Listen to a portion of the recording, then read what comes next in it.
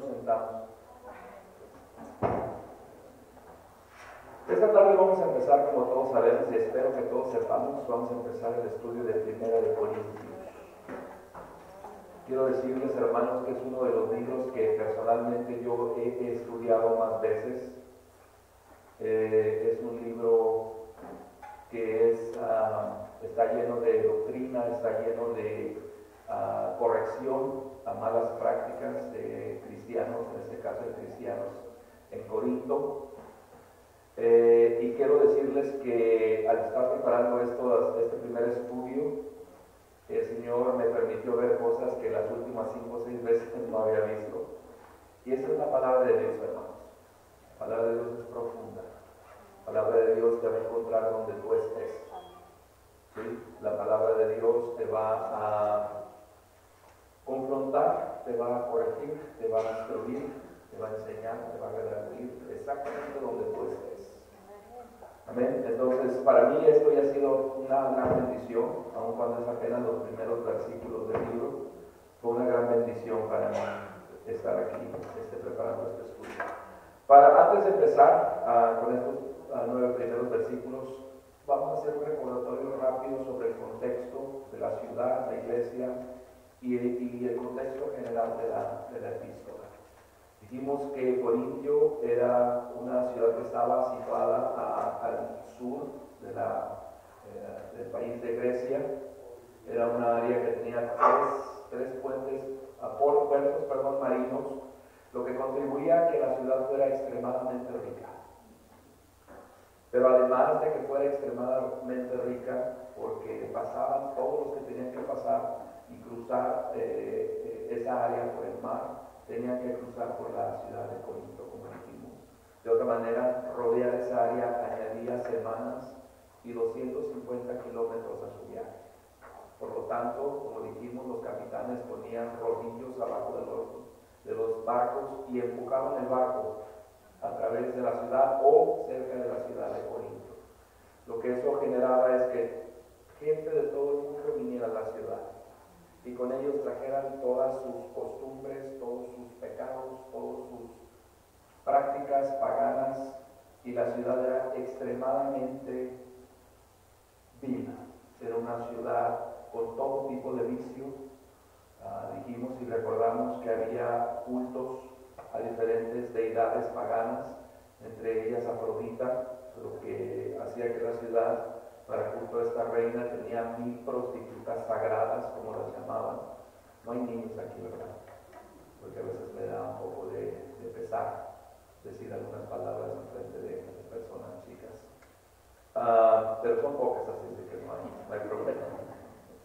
Entonces la iglesia, por desgracia, hermanos, como dijimos, era una ciudad horrorosa en cuanto al pecado. La iglesia había dejado que muchas de estas prácticas entraran a la vida de la iglesia. En lugar de que la iglesia permeara Corinto, la iglesia permitió que Corinto permeara la iglesia. Era tal los problemas que habían en la iglesia que Pablo, si recuerdan, Pablo tuvo que escribir 4 diferentes ocasiones a la congregación de Corinto. 2 de ellas las conocemos, primera y segunda de Corintios.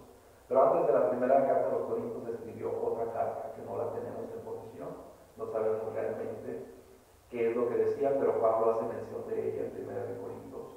En segunda de Corintios hace mención de una tercera carta que él escribió, ¿sí? La cual sabemos Pablo se arrepintió al principio de haber escrito esa carta, pero después se alegró porque produjo fruto en la iglesia de Corinto. Entonces, 4 cartas. Era tal la necesidad que tenían de corrección, tal la necesidad que tenía esta iglesia de ser reconvenida, de ser confrontada, que Pablo les escribe 4 veces e hizo 3 viajes a esta ciudad. Es la segunda ciudad donde pasó más tiempo, después de Éfeso, donde pasó 2 años y medio, 3 años, dependiendo de qué comentarista cheques.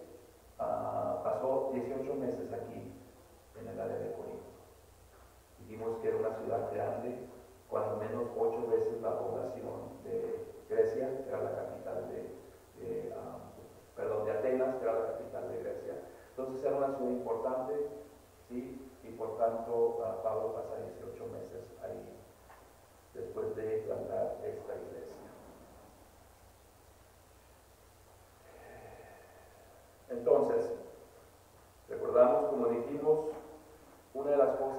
a mí me llamó la atención especialmente, y se lo mencioné la semana pasada, a diferencia de las otras epístolas que escribe, como a la iglesia de Filipenses, a la iglesia de Roma, esta iglesia no hace mención de persecución en lo absoluto.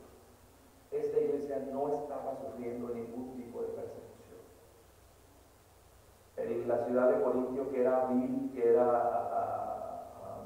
pagana, estaba muy contenta con la iglesia de Corinto.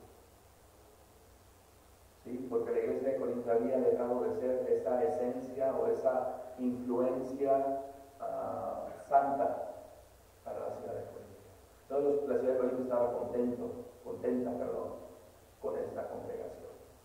Y este es el entorno, este es el contexto ante el cual el apóstol Pablo escribe esta carta. Antes de ir al pasaje que vamos a ver, quiero que recordemos lo que vimos en el último capítulo de Efesios, capítulo 6. Lo que vimos fue que como cristianos, hermanos, estamos peleando una batalla espiritual. Vimos que hay un enemigo de nuestras almas, el cual tiene un ejército del mal, de oscuridad, que no se cansa en querer estorbar el trabajo de Dios, en y a través de la iglesia. Sabe él que es un enemigo derrotado, sabe él cuál va a ser su fin, pero mientras eso pasa, él quiere infligir la mayor o el mayor daño que él pueda al cuerpo de Cristo. Su enfoque es lastimar a Dios por medio de lastimar a sus hijos. ¿Quién tiene hijos aquí?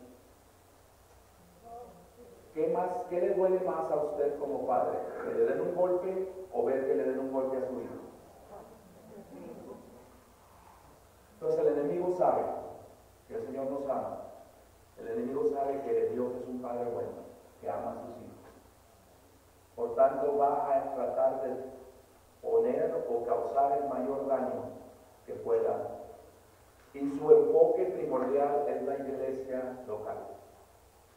Su enfoque primordial es estorbar el trabajo de la iglesia local. Porque aquí es donde el Señor está trabajando para compartir su mensaje. Aquí es donde el Señor está trabajando para traer más almas. Dice el libro de Hechos que el Señor añadía todos los días a aquellos que habían de heredar la vida eterna, a través, una vez más, de la iglesia local. Entonces, todo lo que vemos, hermanos, todo lo que vemos en las iglesias, todas las divisiones que vemos en las iglesias, es por medio del accionar del enemigo. Desafortunadamente, muchos cristianos nos prestamos para ser usados por el enemigo para eso. Creemos que estamos haciendo un favor, estamos haciendo el trabajo de Dios, pero realmente estamos facilitando el trabajo del enemigo. Y eso es lo que vamos a ver. Entonces quiero que mantengan en mente a través de toda esta carta, a partir del capítulo 6, que es el versículo 10 hasta el final, donde Pablo describe esa batalla espiritual. Y eso es lo que estamos viendo aquí, hermanos, una batalla espiritual por el alma de la iglesia de Corinto. ¿Amén? Ok, hemos enfatizado una y otra vez que lo que queremos aquí es la unidad de la iglesia. Dijimos que el propósito de pelear esta batalla espiritual es la de mantener lo que el Señor ya estableció. El Señor ya estableció esa unidad en la iglesia. Y es importante para el Señor mantener esa unidad en la iglesia. Tal es así que, como recordamos en Juan 17, el Señor, antes de ir a su suplicio, ruega al Padre, ora al Padre y le dice: Padre, que ellos sean uno, así como tú y yo somos uno. ¿Para qué? Para que el mundo crea que tú me enviaste. Una, y número dos, para que el mundo sepa que los has amado a ellos de la misma manera que me has amado a mí. La unidad es importante para la iglesia, ¿no? ¿Sí? Entonces lo primero que va a buscar el enemigo es que la desunión. Porque nada mancha el testimonio de la iglesia más que la desunión, que la división.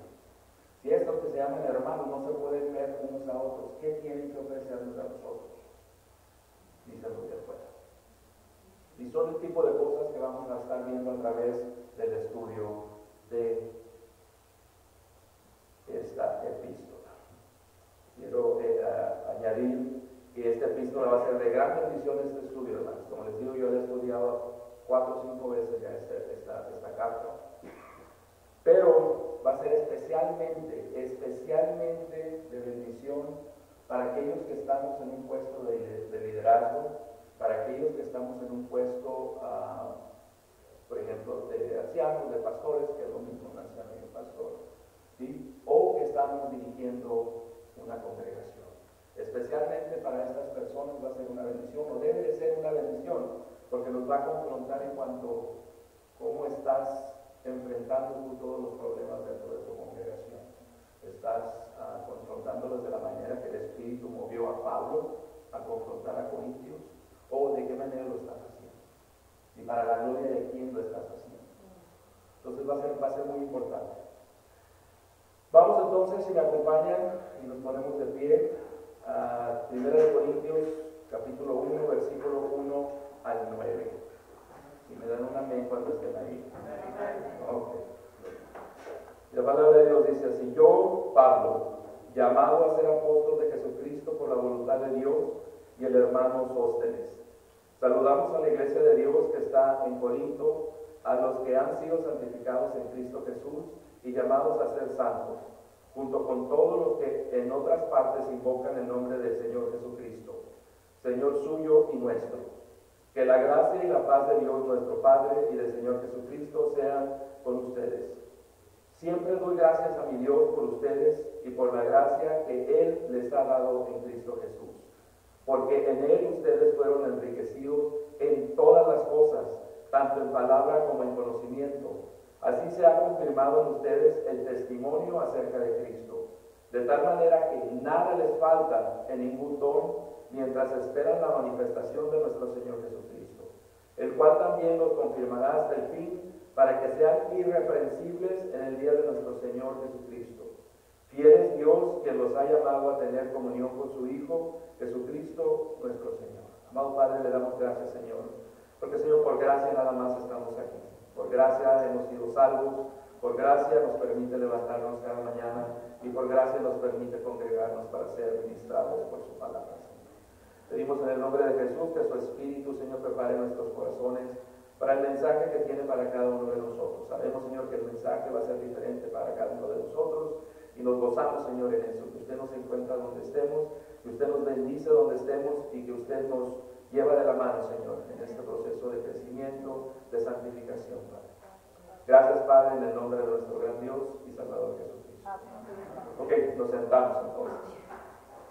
Ok, la estructura básica o tradicional de las cartas en el primer siglo eran simplemente 3 partes, o 2 partes, vamos a decirlo. Y se abrían de la siguiente manera: de parte de X para Y, saludos. O para fulano, de parte de sutano, saludos. Esa era la forma general de que se escribía una carta, ¿sí?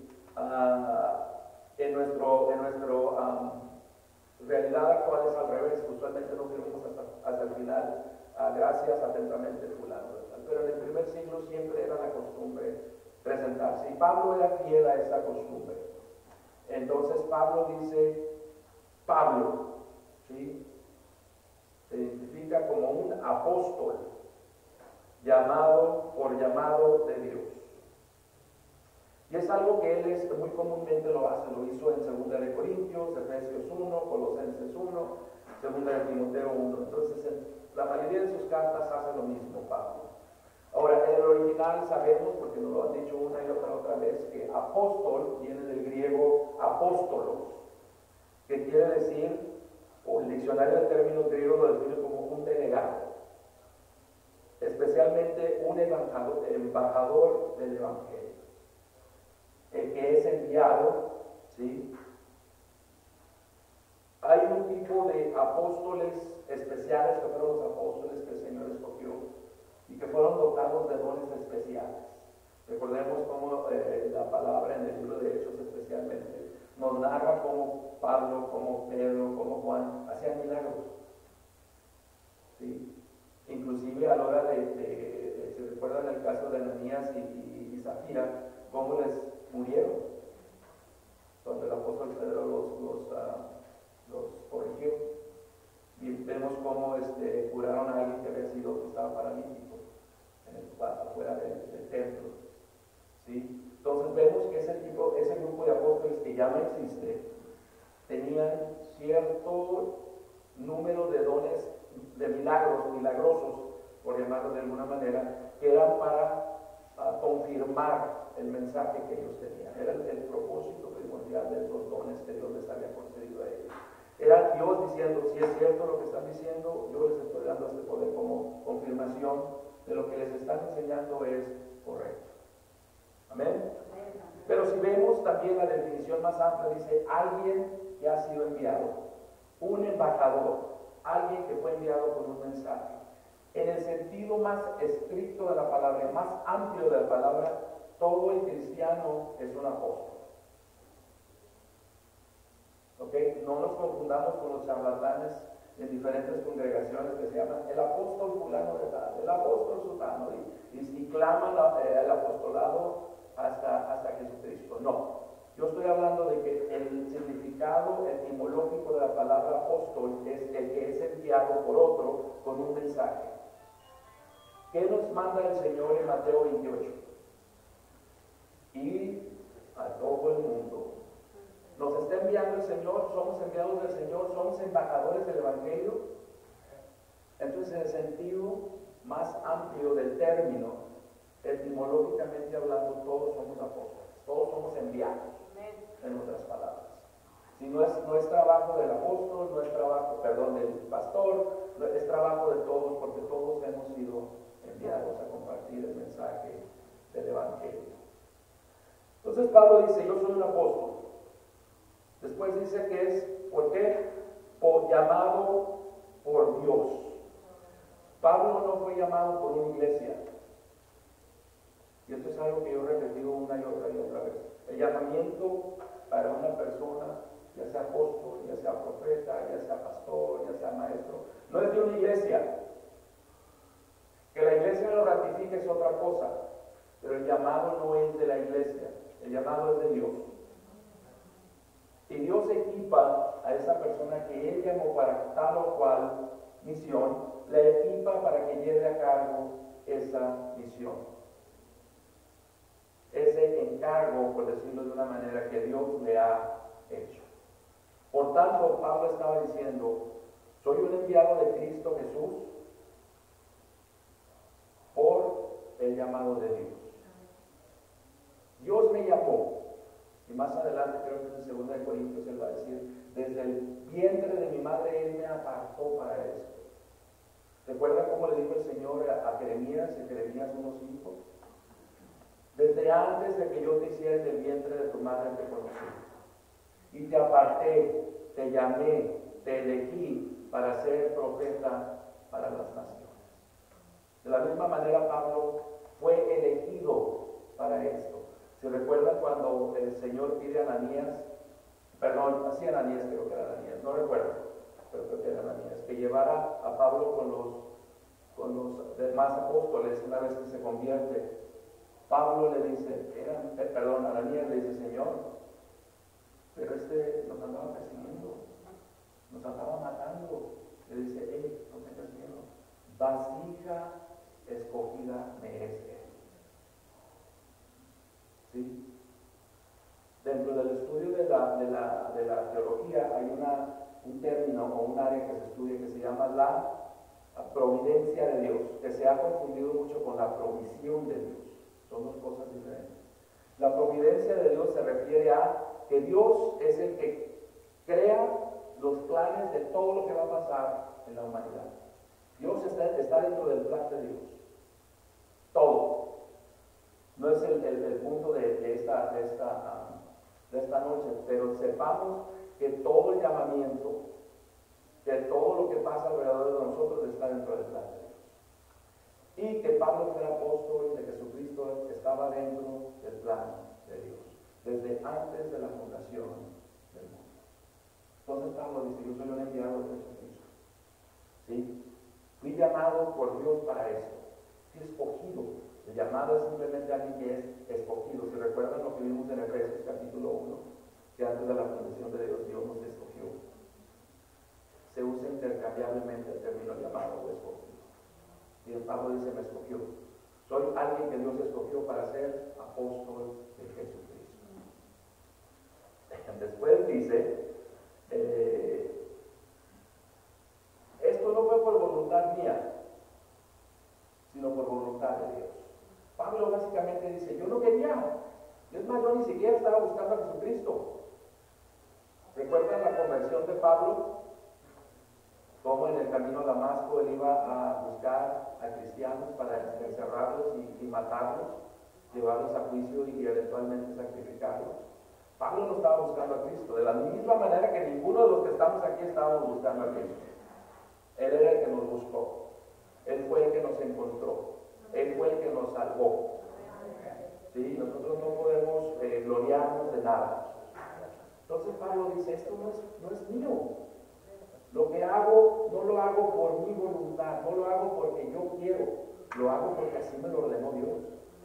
Es mi obligación hacer lo que estoy haciendo. ¿Sí? Es como cuando le decimos a nuestros hijos que los vamos a disciplinar, esto me va a doler más que a ustedes, y no nos creen. Y sí es cierto, aquellos que somos padres y hemos tenido que disciplinar a nuestros hijos corporalmente especialmente, sabemos que nos duele más, que nos sentimos como miserables después de haberlos disciplinado. ¿Sí? Pablo dice, yo no quería, yo no elegí, esto no era una carrera muy prominente. Yo tenía una carrera muy prominente antes de Cristo. ¿Recuerdan cuando vimos que era judío de judíos, hebreo de hebreos, en cuanto a la ley, irreprochable, en cuanto a celo, perseguidor de la iglesia? Pablo tenía un puesto perfecto y dejó todo por Cristo Jesús. Y ese es el testimonio de muchos hermanos. Sí, yo conocí, mi esposa y yo fuimos a un servicio en Mexicali, un pastor que era de Cancún, empresario, tenía muchas propiedades, negocios, y eventualmente el Señor le dijo, te quiero ahí. Y tuvo que dejar todo. Y se puede tener negocios y tener todo, a ser pastor de una iglesia pequeña. Y créanme, uno de los mejores mensajes que he escuchado en mi vida. El Señor lo dotó de un don tremendo para enseñar la palabra de Dios. Entonces Pablo dice, soy apóstol, soy lo que soy por la voluntad de Dios, por llamado, por ser escogido de Dios, no porque yo lo quería hacer. Inclusive más adelante les va a decir, ay de mí, donde no haga lo que el Señor me mandó hacer. Pobre de mí, dicen otras traducciones, donde no haga lo que el Señor me mandó hacer.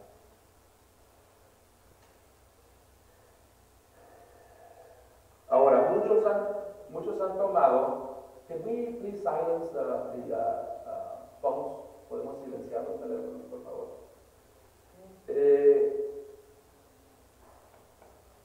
Entonces, Pablo no está haciendo esto. Muchos dicen que Pablo estaba haciendo esto porque quería exaltar su rango dentro de la iglesia. Quería decir, yo tengo la autoridad.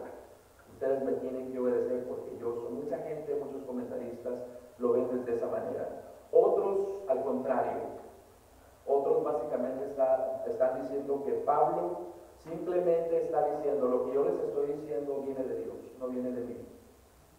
La instrucción que yo les estoy dando y que les voy a dar más adelante no viene de mí, viene de aquel que me llamó, viene de aquel que me apartó, viene de aquel que me obligó a hacer lo que estoy haciendo.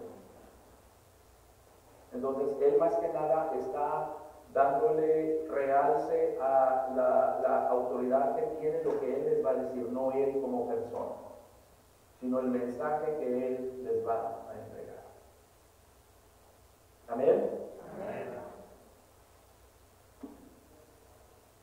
El comentarista David Garland dice, no debemos saltar a conclusiones de que tiene la intención Pablo de imponerle el rango y establecer su autoridad sobre ellos desde el principio de la carta. Lo que hace, lo hace para declararles su mandato por parte de Dios para informar, instruir, aclarar, persuadir e interpretar. ¿Sí? una vez más, no es para decir yo soy y me tienen que obedecer porque yo tengo la autoridad como apóstol, como se hace en muchas iglesias.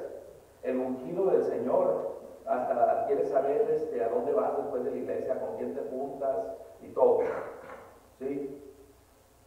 Pablo dice, yo soy apóstol, pero no por eso, sino para decirles lo que yo les tengo que decir viene del Señor, no viene de mí. No estoy haciendo lo que voy a hacer porque me gusta, porque me agrada, porque lo elegí, sino porque me fue mandado. Entonces, ¿estamos de acuerdo con eso? Ok. Dice Pablo que da ese saludo y después dice que está junto con el hermano Sóstenes. No sabemos a ciencia cierta si este Sóstenes que menciona Pablo en este primer versículo es el mismo que es mencionado en Hechos 18:17. ¿Sí? Hechos 18:17 nos dice, entonces todos los griegos, apoderándose de Sóstenes, principal de la sinagoga, le golpeaban delante del tribunal, pero a Galión nada se le daba de ello. Era el dirigente, Sóstenes de Hechos 18, era el dirigente de la sinagoga, era alguien que se le oponía a Pablo. ¿Sí? Si es Sóstenes de Hechos 18 el que menciona Pablo en este primer versículo, quiere decir que el Señor le concedió la conversión. ¿Sí? Y ese sería un testimonio poderoso para los corintios y para los judíos especialmente en el área de Corinto. Ahora, es claro por el tono de la carta que este Sóstenes era conocido por la congregación de Corinto. ¿Por qué? Porque lo identifica como nuestro hermano Sóstenes, incluyéndolos a ellos. Entonces era conocido por ellos. Hay una alta probabilidad, sin llegar a ser dogmáticos de esto, de que este Sóstenes era el mismo de Hechos capítulo 18. Ex líder de la sinagoga, convertido y ayudante de Pablo, esos 18 meses que estuvo en Corinto. Después declara el destinatario de la carta, que es a la iglesia de Dios en Corinto. Ahora, algo que a mí me trajo mucha convicción y espero nos traiga convicción a todos aquellos que lidiamos el liderazgo dentro de la iglesia, cómo Pablo aborda o cómo Pablo inicia esta primera carta o este primer mensaje a la carta, este primer pasaje o introducción a la primera carta a los Corintios. Aún sabiendo, ¿sí?, qué estaba pasando en la iglesia, porque fue lo que generó su carta hacia ellos. Él sabía, ¿sí? Él sabía lo que estaba pasando. Pablo les dice a la iglesia de Dios que está en Corinto, a los santificados en Cristo Jesús, llamados a ser santos.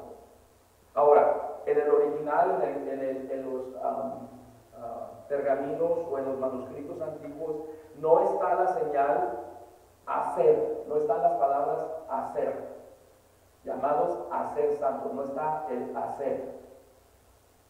La traducción correcta sería a los santificados en Cristo Jesús, llamados santos. No llamados a ser santos, sino llamados santos. ¿Sí? Sabemos que algunas veces los traductores añadían este tipo de clarificaciones porque lo querían hacer más fácil para el lector. En este caso fue el contrario, porque quitó el enfoque realmente de lo que Pablo estaba diciendo. No somos llamados a ser santos, somos llamados santos. En el momento en que Dios nos concede la salvación, en ese momento pasamos a ser los santos de Dios. En ese momento pasamos a ser consagrados a Dios, que es la definición de santos. Alguien que es consagrado, alguien que es separado para el trabajo de Dios. Alguien que ya no pertenece al mundo, que pertenece a Dios y que ha sido separado para el trabajo de Dios, que ha sido consagrado para el trabajo de Dios. Entonces Pablo dice a la iglesia que está en Corinto, ¿sí?, a los santificados llamados santos, ¿sí? San Raúl, San Pedro, Santa Zoila. Para el Señor, nuestro Dios, eso es lo que somos. Y el mensaje medular de estos primeros 9 versículos es este. Pablo los va a regresar a una verdad central. Su posición en Cristo es perfecta. A pesar de lo que está pasando con su práctica, ¿sí? Que la iglesia de hoy nos enfocamos en la práctica, no en la posición. Y tendemos a juzgar, que es necesario juzgar porque el Señor nos llama a juzgar los frutos. Pero siempre se nos olvida la posición. Siempre se nos olvida la posición de los hermanos. Estos eran lo peor de lo peor: inmoralidad sexual, divisiones, prácticas de idolatría dentro de la iglesia, borracheras en la cena del Señor, se estaban demandando unos a otros, divisiones, problemas en el matrimonio. Y sin embargo, Pablo les dice: ustedes son santos, ustedes son del cuerpo de Cristo, ustedes fueron santificados por Dios, por su unión con Cristo Jesús. Y ese es el punto principal que Pablo está queriendo hacer. ¿Sí? Está tratando de recordarnos y regresarnos a que entiendan que su posición en Cristo es perfecta. Al final de este pasaje, de estos 9 versículos, les va a decir: y Dios es fiel, el cual los va a sostener en esa posición hasta el día de Cristo. ¿Sí? Entonces, ese es el mensaje que Pablo quería comunicar. Yo recuerdo que una vez me senté con un amado hermano que me ha dado consejo piadoso por muchos años, y estábamos platicando que yo tenía que tomar para mí, para la familia, una decisión difícil en cuanto a nuestra convivencia, nuestra participación con ciertas congregaciones. Y este hermano me dijo: mira, el problema de fulano de tal es que se le ha olvidado cuál es su posición en Cristo. No sabe, ha olvidado cuál es su posición en Cristo. Y muchas veces se nos olvida, hermanos, que nuestra posición en Cristo es perfecta. Es un asunto que ha sido resuelto. No se abre otra vez para litigarlo una vez más. Es un asunto que el juez de jueces, el único juez justo, ha dicho: no culpable. Y ese asunto está liquidado. ¿Sí? Y debemos entender que el cristiano se mueve en dos realidades. Y eso es algo que se nos olvida una y otra vez. El cristiano se mueve en dos realidades paralelamente: su posición y su práctica. Y el problema más grande existe en nuestra práctica. Y el proceso de santificación es cerrar la brecha entre nuestra posición y nuestra práctica. La brecha es grande. Entonces el proceso de santificación debe de estar haciendo eso. Cerrar la brecha entre nuestra práctica y nuestra posición. ¿Sí? ¿Estamos? Entonces el punto primordial, el propósito primordial de Pablo en estos primeros 9 versículos es: su posición en Cristo es perfecta, su posición en Cristo es un asunto resuelto, y Él, que es fiel, se va a mantener en que se mantengan ahí hasta el retorno de Cristo, hasta el día del Señor. Entonces debemos entender estos versículos como un enunciado posicional. Su posición es perfecta en Cristo. Primero los llama la iglesia de Dios que está en Corinto. Entonces los llama iglesia de Dios. Pablo sabía todo lo que estaba pasando. Todo lo que ya mencioné. Sin embargo, les dice la iglesia de Dios que está en Corinto. A pesar de todo lo que estaba pasando, Pablo, ¿sí?, los ratifica como iglesia de Dios, como cuerpo de Cristo. Después los llama los santificados en Cristo Jesús. Ya dijimos que era agiazo, ¿sí?, que quiere decir separado, que quiere decir consagrado, separado de las cosas profanas y dedicados al trabajo de Dios. Eso es lo que quiere decir santos. No es como otras iglesias, sobre todo la iglesia tradicional de donde venimos la mayoría de los que estamos aquí, donde llaman santos a aquellos que ya después de muertos examinan su vida, le atribuyen milagros y dicen, ah, santos. ¿Sí? Dios llama santos a los vivos, no a los muertos. ¿Sí? En el momento en que somos santificados, pasamos a ser los santos de Dios. Finalmente les llama, una vez más, llamados santos. Entonces, en resumen, podemos decir a la iglesia de Corinto, Pablo le está diciendo, sí, el cuerpo de Cristo que está en Corinto, conformado por aquellos que han sido consagrados, apartados para Dios, los cuales han sido escogidos por Dios para ser limpios y reprochables delante de Él.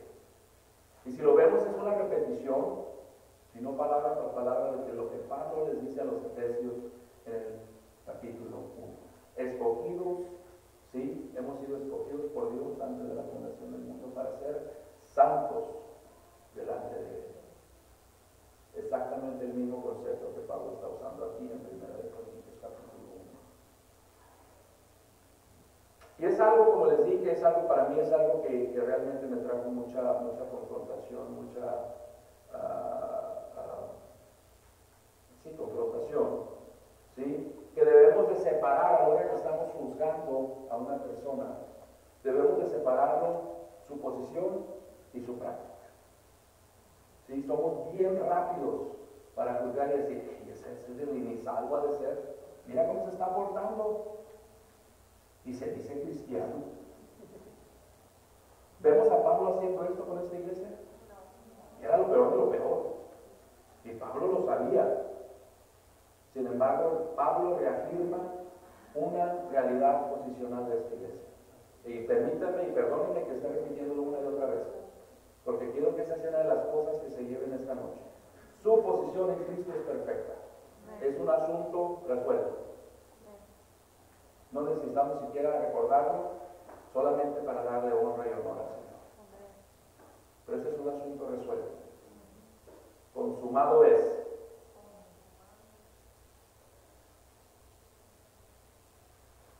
Entonces tenemos que tener mucho cuidado, tenemos que tener humildad, tenemos que tener discernimiento para no llegar a juzgar a nadie posicionalmente. No podemos, porque nosotros no vemos su corazón, inclusive no podemos ni juzgar nuestro propio corazón. ¿Por qué? Porque nosotros tendemos a juzgarnos más débilmente de lo que deberíamos. Para nosotros somos mejores de lo que realmente somos. Entonces ni siquiera nosotros deberíamos de juzgarnos en ese sentido. Somos llamados a juzgar la práctica de alguien. Y más adelante Pablo va a hacer mención de eso en esta carta, pero no posicionalmente. ¿Amén? Amén. Un ejemplo de esto, si a mí me llamó mucho la atención recordando la escritura, Sansón. ¿Recuerdan Sansón? Si vemos la vida de ese hombre sin saber que es Sansón, sin saber lo que la Biblia dice de él, ¿sí? Eso es lo que sabemos de él. Un hombre mujeriego, un hombre borracho, un hombre peleonero, un hombre desobediente de sus padres y de Dios. ¿Diríamos que es salvo? ¿Diríamos que es salvo? Sin embargo, el escritor de Hebreos capítulo 11, versículo 32, lo llama un hombre de fe.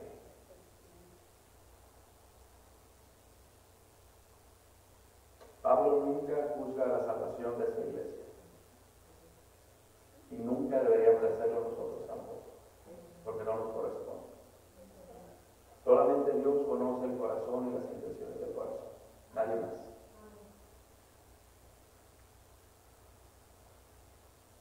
Y también si recordamos en Hechos capítulo 18, ¿sí?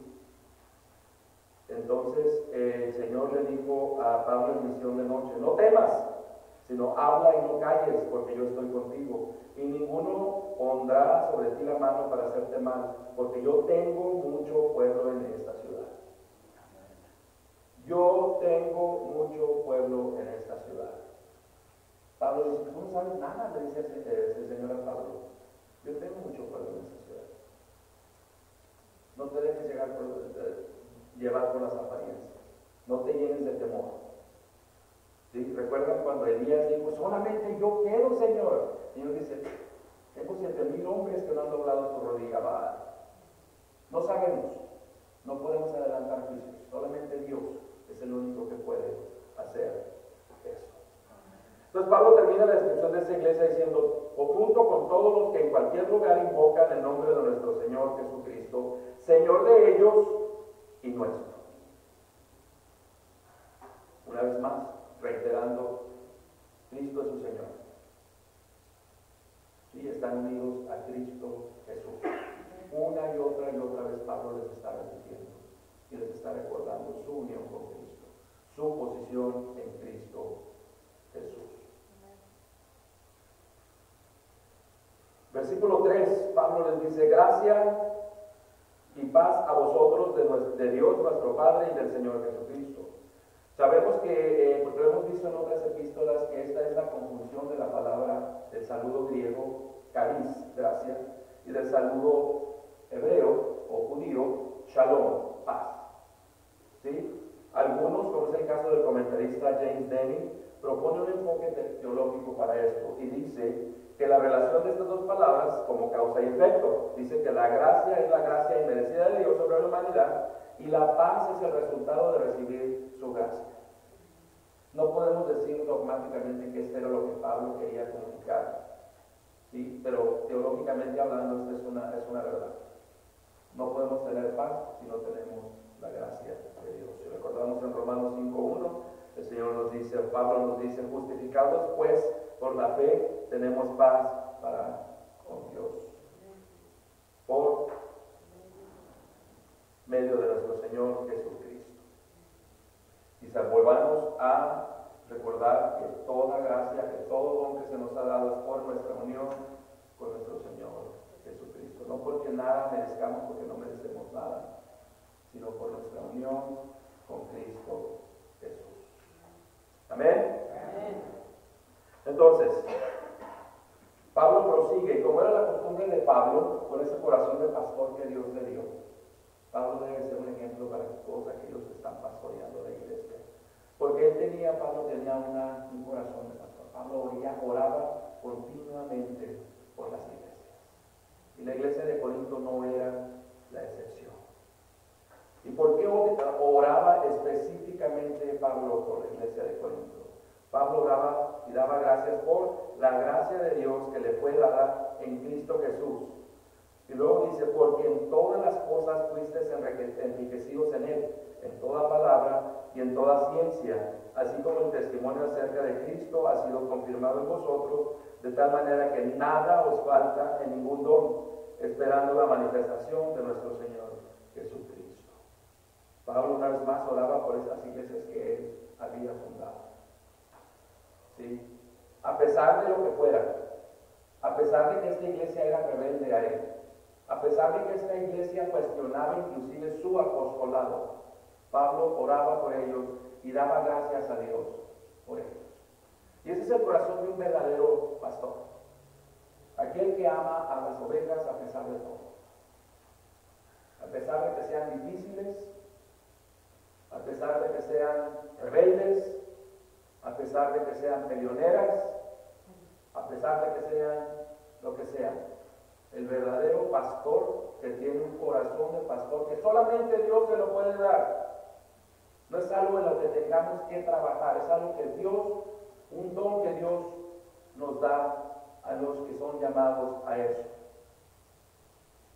Amar a los hermanos, amar a las ovejas por sobre todas las cosas, porque el amor cubre. Amén. Entonces, el corazón de Pablo está lleno de gratitud con Dios. ¿Por qué? Porque le plació llamar mucha gente en esa ciudad malvada. Al Señor le plació llamar de lo peor, de lo peor. Y si somos honestos, hermanos, ¿cómo éramos nosotros antes de Cristo? ¿Éramos muy diferentes a los corintios? ¿Éramos más santos? Por usar el término de esa manera. ¿Éramos más limpios? ¿Teníamos pensamientos piadosos? Al Señor le agradó llamar gente en Corintio. Recordemos lo que les dice más adelante en el primer capítulo, versículos 26 al 29. Pues mírense, hermanos, y nos lo podría estar diciendo a nosotros.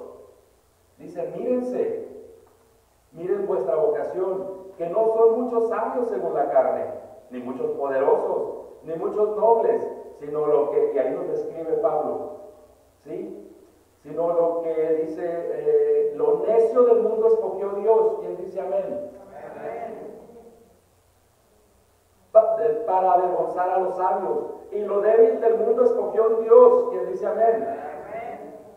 Y lo que no es, para deshacer lo que es, a fin de que nadie se jacte en su presencia. Dios escoge lo peor, porque eso aumenta su gloria. Sí, yo le comentaba a mi esposa el otro día, de todos los troncosos, somos 3 hermanos. El que menos se hubiera imaginado la familia que el Señor hubiera rescatado esa familia.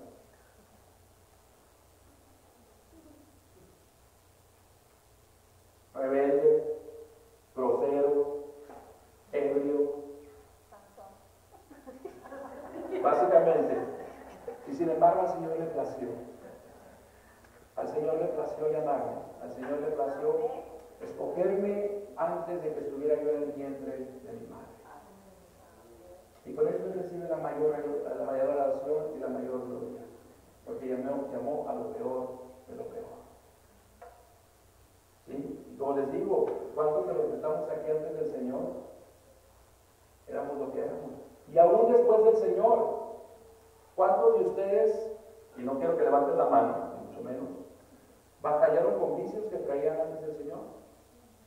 Alcohol, drogas, malas palabras, lujuria, pornografía, chismes, maledicencia.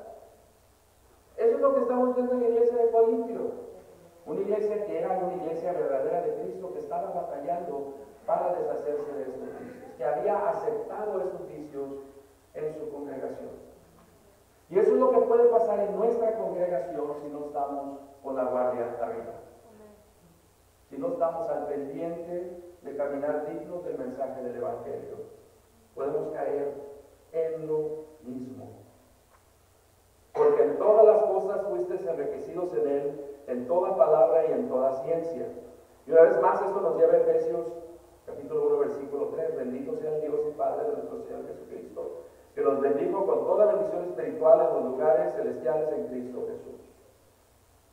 Sí, los creyentes en la iglesia de Corintio habían sido enriquecidos en todo. Noten que Pablo dice, porque fueron enriquecidos en todo, y más adelante les dice, y no tienen falta de nada, de ningún don. Eran ricos en dones espirituales. Algunos escritores inclusive dicen que los corintios no tenían nada que envidiarle a ninguna otra iglesia, que todo lo que necesitaban para ser exitosos en el trabajo del ministerio, el Señor les había dado. Y esa es una realidad de toda iglesia, hermanos. Cuando el Señor le place formar una iglesia, la dota de los dones necesarios para que esa iglesia lleve a cabo el trabajo.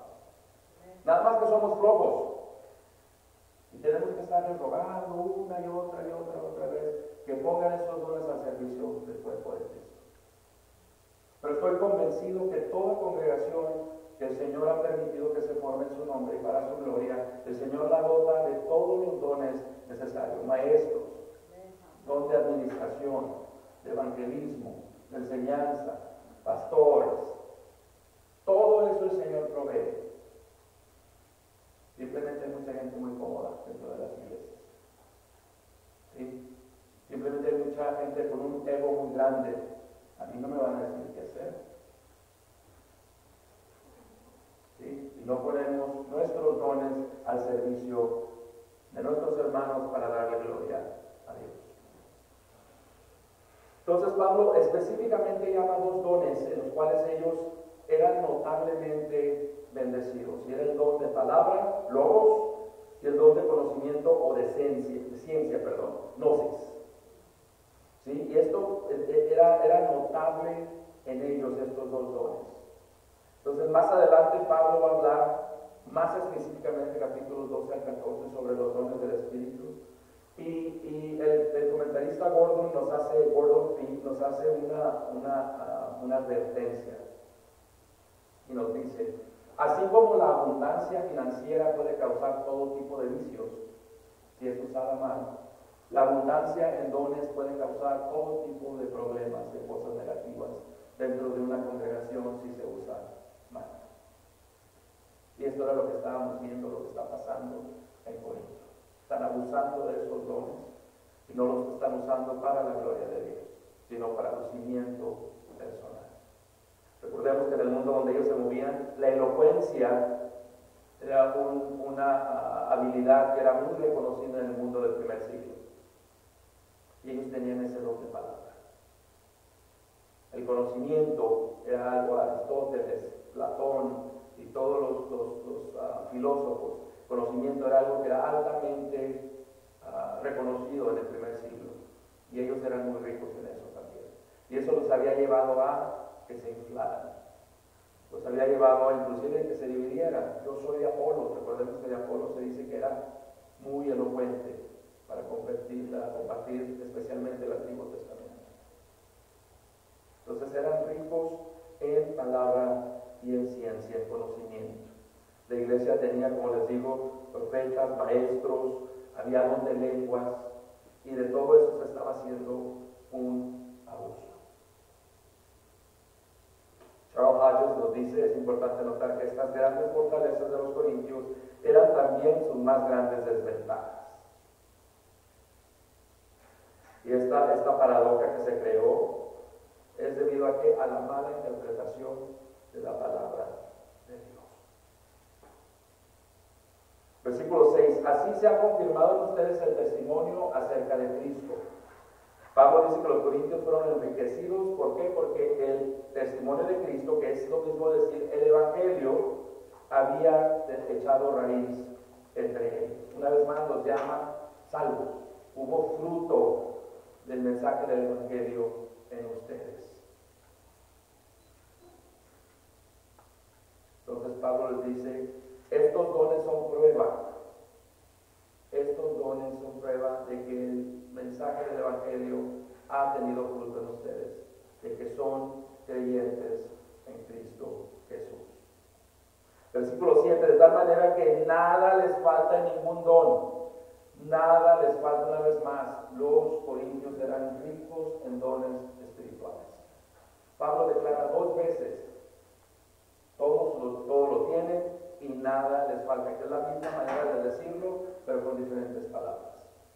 Tenían todos los dones espirituales que eran necesarios para llevar a cabo el trabajo del ministerio. Nada les falta. Y después añaden, esperando la manifestación de nuestro Señor Jesucristo. Esperando la manifestación de nuestro Señor Jesucristo. En otras palabras, esperando el retorno, ¿sí?, de el Señor Jesucristo. Diferentes posiciones en cuanto a por qué Pablo introduce una frase de los últimos tiempos, escatológica, como dicen los estudiantes de teología, en algo que parece que no debería tener nada que ver con lo que está diciendo Pablo. Una, para decirles, el Señor todavía no acaba con ustedes. El Señor sigue ese trabajo de santificación en ustedes. Y segunda, de las que yo encontré, es que el Señor los va a seguir avanzando en el camino de la santificación. En otras palabras, no han llegado a la perfección. El Señor sigue trabajando con ustedes y lo seguirá haciendo hasta el día de Cristo. Como les dijo el Señor, si recuerdan en Mateo 28, estoy con ustedes hasta el final de los tiempos. Algo parecido es lo que la mayoría de los comentaristas nos dicen aquí. Una cosa que Pablo les llama la atención de esta congregación es que dice que están esperando, esta iglesia esperaba con ansias el retorno del Señor. ¿Sí? Y Pablo dice que la corona, ¿no recuerdas la corona? Pablo dice que esta corona va a ser para todos aquellos que aman la venida del Señor. Creo que es la corona de la vida.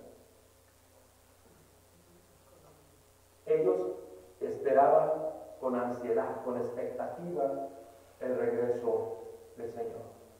Lo cual era una prueba más que era gente que amaba al Señor, que era gente que estaba unida a Cristo Jesús.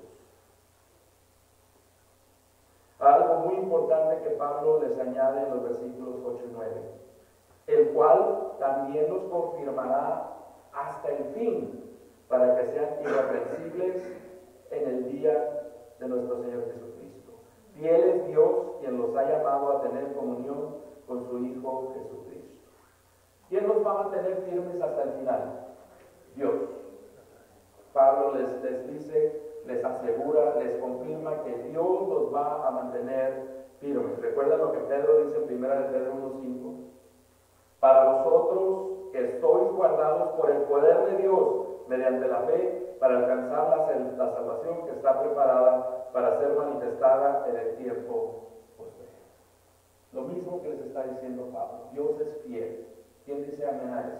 Amén.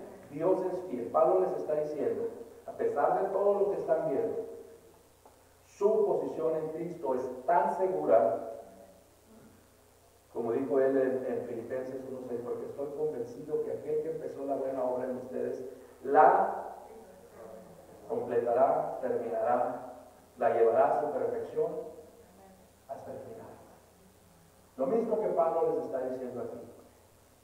Dios es fiel, el cual los va a sostener, el cual se va a asegurar de que se mantengan en esa posición perfecta en Cristo hasta el final. ¿Quién se goza de esto? Muchos han dicho, aquellos que creen que se pierde la salvación, la pregunta es: ¿qué toma para que se pierda la salvación? Pablo aquí está diciendo, es un enunciado en mi forma de ver, dogmáticamente está diciendo: Dios los va a sostener. Dios los va a sostener. Si pudiéramos perder la salvación, ¿cuánto creen que nos tomaría perderla, hermanos? ¿10 segundos? ¿5 segundos? ¿2 segundos?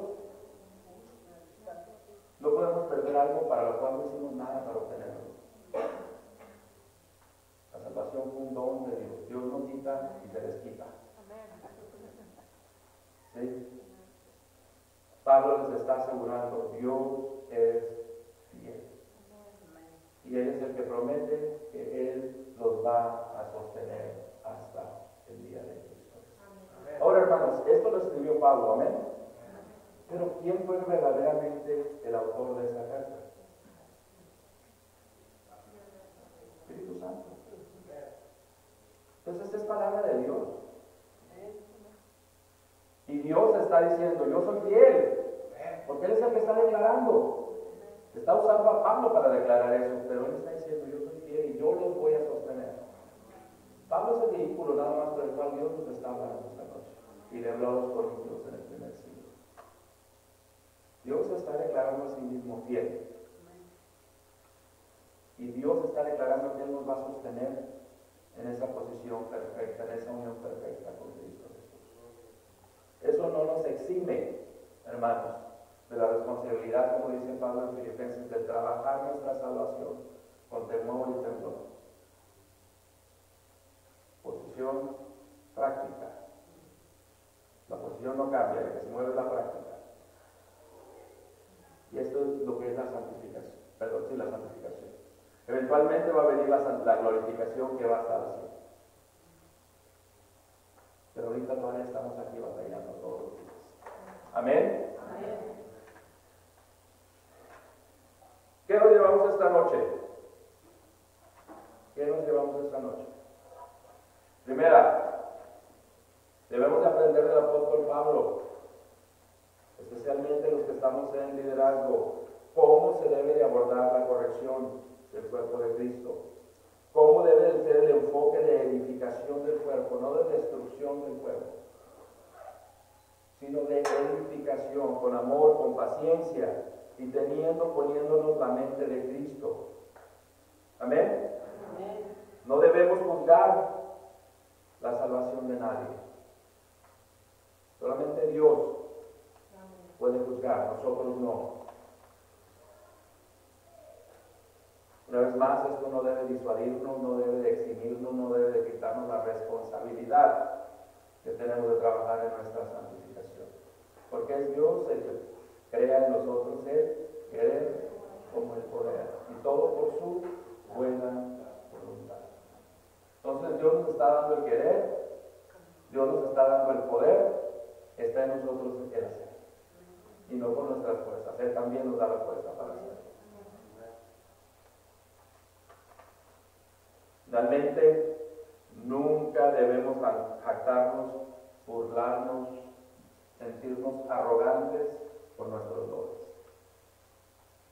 Entre más dones tengamos, más cuentas se nos van a pedir. Al que mucho se le es dado, mucho se le es requerido. Debe de ser de humillación, debe hacernos sentir humildes, con gran carga, con gran responsabilidad, saber que tenemos esos dones. ¿Por qué? Porque el Señor nos va a pedir cuenta de esos dones.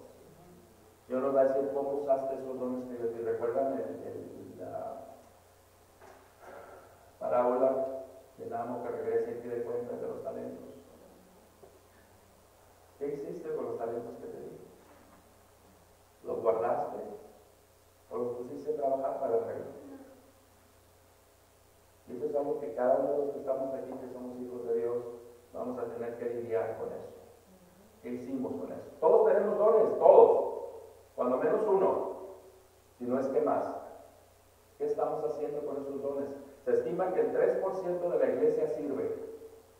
3% de la iglesia sirve. 3% de la iglesia pone sus dones para la edificación del cuerpo de Cristo. El Señor va a proveer, hermanos. Yo no estoy diciéndoles esto para que se voluntarien a servir. Eso es entre ustedes y el Señor. El Señor va a proveer. El Señor no nos ocupa a ninguno de los que estamos aquí. A ninguno. El Señor se place en permitir serles de utilidad. Si somos vasijas inútiles, que solamente podemos dar servicio en sus manos y por Él y por Cristo. Entonces los invito a que se cuestionen ustedes mismos y digan, ¿en qué estoy usando los dones que Dios me dio? En primer lugar, ¿cuál es el don que Dios me dio? Y en segundo lugar, ¿lo estoy usando para su gloria? ¿Lo estoy usando para lucimiento personal? ¿O no lo estoy usando? Porque al final del día se nos va a pedir cuenta de eso. ¿Amén? Amado Padre, le damos gracias, Señor. Le damos gracias, Padre, porque su palabra es maravillosa, Señor. Porque su palabra nos confronta, Señor. Porque su palabra nos desnuda en frente de usted, Señor. No podemos engañarle. Su palabra dice que usted no puede ser burlado, Padre.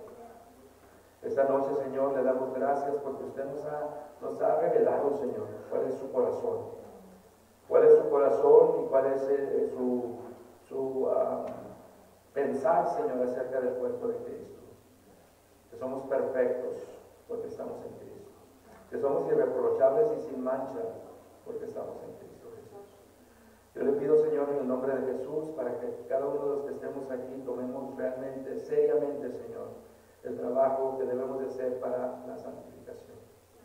El trabajo que tenemos que hacer para darle gloria, Señor. De gozarnos, Padre, de saber que nuestra unión, nuestra posición en Cristo Jesús es perfecta y eterna, Señor. Y que nada y nadie la puede cambiar porque usted, que es fiel, nos va a sostener ahí, Señor. Te pido, Señor, por cada uno de mis hermanos y mis hermanas que están aquí, por sus familias, y los que no están aquí, Señor, que ustedes den convicción de que vengan a ser instruidos por la palabra, Padre. Tenemos un gran privilegio hasta el día de hoy, Padre, de podernos reunir libremente, Señor, pero vemos que los tiempos son malos. Pero vemos que la persecución se acerca cada vez más y más para nosotros aquí en Occidente, Señor. Te damos gracias, Padre. Te damos todo honor, toda honra, Padre, porque usted y solo usted se la merece. Gracias, Padre, una vez más. Y todo esto lo pedimos en el nombre glorioso de su Hijo amado, nuestro gran Dios y Salvador Jesucristo. Amén.